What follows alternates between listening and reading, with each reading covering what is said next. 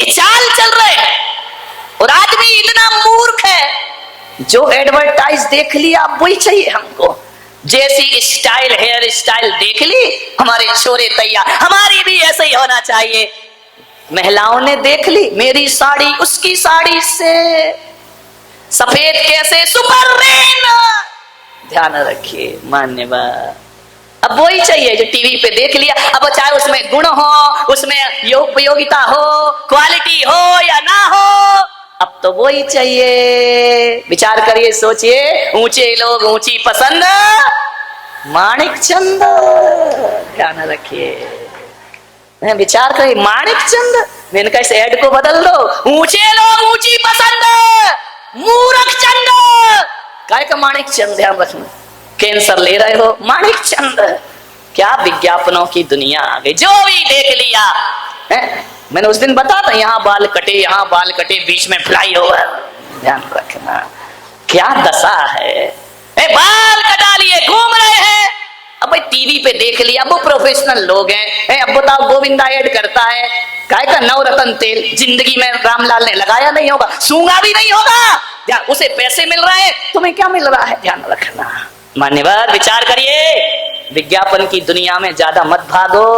एक बात याद रखो, मुझे समझ नहीं आता है विज्ञापन किसका होता है। बोलो किसका होता है विज्ञापन? बताओ सेठो, काय का ऐड होता है? जो माल कचरा होता है। ध्यान रखना, बड़े बड़ाई ना करें, बड़े ना बोले बोल, और हीरा मुख से ना कहे लाख हमारा मोल। ध्यान रखिए, जिसका ऐड चल रहा है वो कचरा ही होगा। ध्यान रखना, कचरा चीज।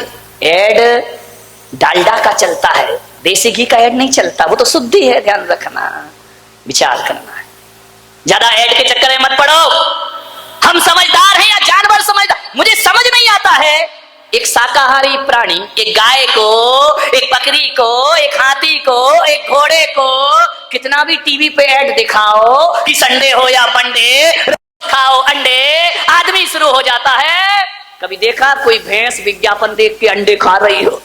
कभी जिंदगी में नहीं खाया करती। ध्यान रखिए, ये शाकाहारी प्राणी पर कितना भी ऐड कर लो, कितना भी पोस्टर लगा दो, कितने भी बैंड बजा दो, बकरी कभी भी पत्ती के अलावा कुछ नहीं खाएगी। घास, गाय घास के अलावा कुछ नहीं खाएगी। आदमी तो छोड़ो, आदमी तो गाय भी खा जाता है, और गाय का चारा भी।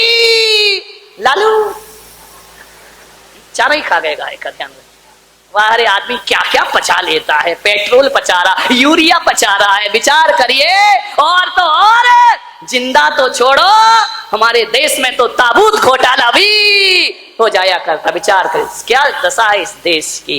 क्या खाना, क्या विज्ञापन के पीछे मत भागो।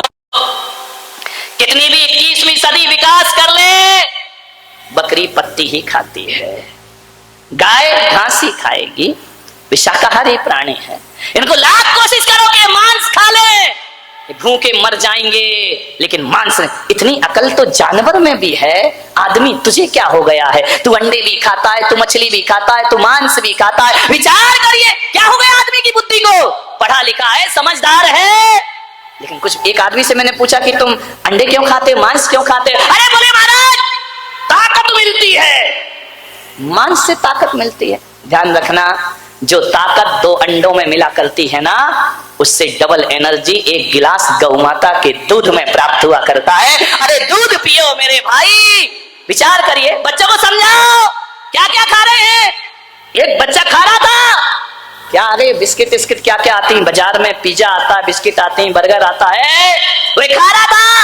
मैंने कहा बेटा गूगल में सर्च कर। उसने सर्च किया, ऐसी चॉकलेट खा रहा था जिसमें लिखा था बीफ, जिसमें गाय का मांस डला हुआ, और जैन बच्चे खा रहे। विचार करिए, आप ध्यान रखिए, आप देखिए आपका बच्चा क्या खा रहा है, क्या नहीं खा रहा है। ऐसा ना हो कि धीरे धीरे तुम्हारा बच्चा मांसाहारी बन करके तैयार हो जाए। आप शाकाहार खिलाते रहोगे, बच्चा मांसाहारी हो जाएगा।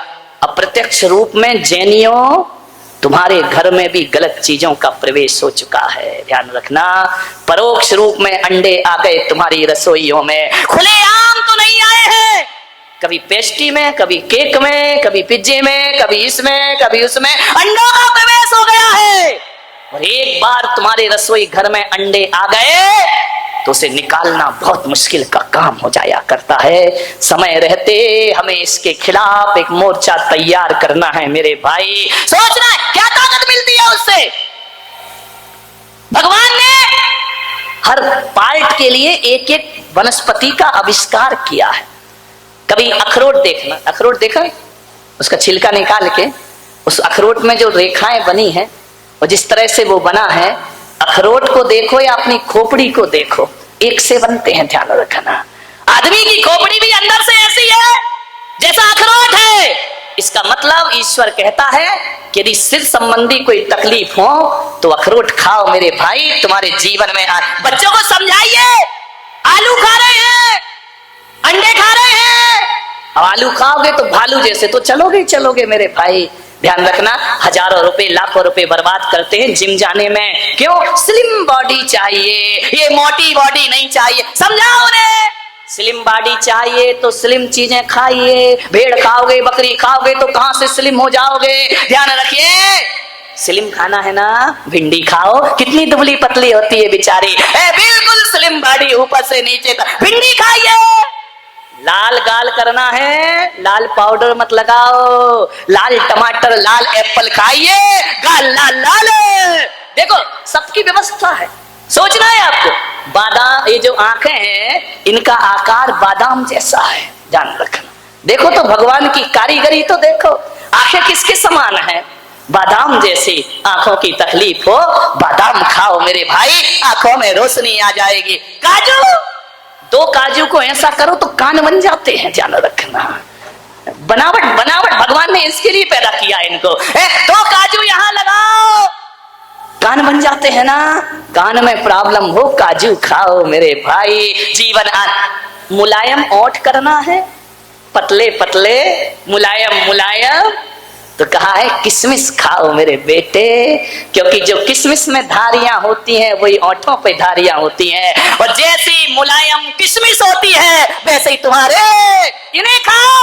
दांत में प्रॉब्लम हो, अनार खाओ मेरे भाई, जैसे अनार में दाने होते हैं वैसे हमारे मुंह में भी दांत हुआ करते। ये विचार ऐसे समझाओ अपने बच्चों को, ध्यान रखिए, नहीं समझाते हो, विचार करना है। आप हड्डियां मजबूत करना है, गन्ना खाओ, गन्ना का डिजाइन हड्डी जैसे ही तो है मेरे भाई, ध्यान रखना।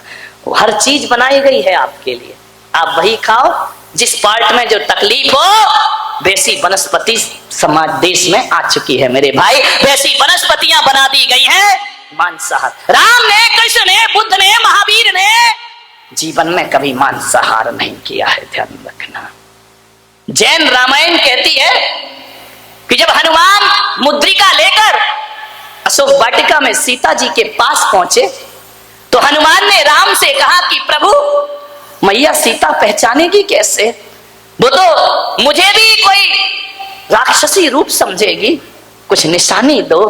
राम ने अंगूठी दी तो हनुमान ने कहा कि प्रभु यदि अंगूठी से नहीं पहचानी तो मैं कैसे आपका परिचय दूंगा? तो जैसे ही पहुंचे हनुमान सीता के पास, जाकर के बोले मैया मैं रामदूत आया हूं। राम के दूत नहीं हो सकते तुम। बोले नहीं, मैं राम का दूत हूं। कैसे है राम?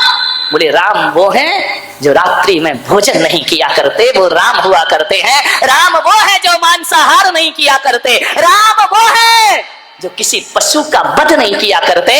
राम वो है जो दया और करुणा हृदय में रखते हैं। सीता ने कहा, जैन रामायण कहती है कि अब तू भी प्रमाणिक है और ये अंगूठी भी प्रमाणिक है। मेरे प्रभु राम अभक्ष का भक्षण नहीं किया करते हैं, ध्यान रखें। ये राम की पहचान थी मेरे भाई। सोचना क्या ताकत मिलती है मांस से।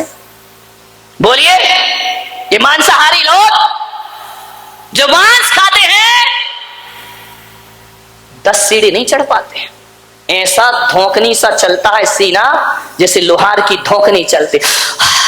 हे महाराज अब नहीं चढ़ा जाता, कितने ऊपर रुके हो। ध्यान रखिए, ये मांसाहारियों का काम है, ध्यान रखना। ये मांसाहारियों की सांस फूल जाती है, शरीर नहीं चलता है। शाकाहार की ताकत क्या है ये मुझ पुलक सागर से पूछना।